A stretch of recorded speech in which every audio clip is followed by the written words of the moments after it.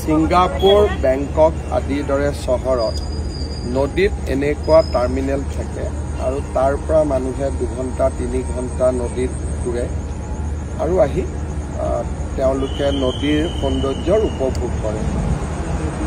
আমাৰ উদ্দেশ্য হৈছে যে কাজিৰঙালৈকে যিবিলাক নৈ যায় জাহাজ যায় আৰু গুৱাহাটীতো গধূলি যিমান জাহাজে ঘূৰা ফুৰা কৰে সেই গোটেইখিনিয়ে এইটো টাৰ্মিনেল ব্যৱহাৰ কৰিব।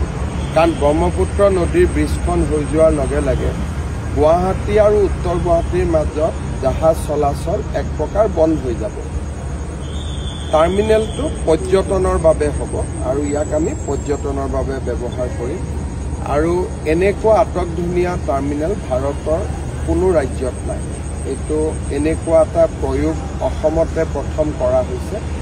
মই ভাবোঁ যে অসমত যিটো নদী পৰ্যটনৰ এটা ডাঙৰ সম্ভাৱনা লুকাই আছে সেই সম্ভাৱনাটো আমি ব্যৱহাৰ কৰিম।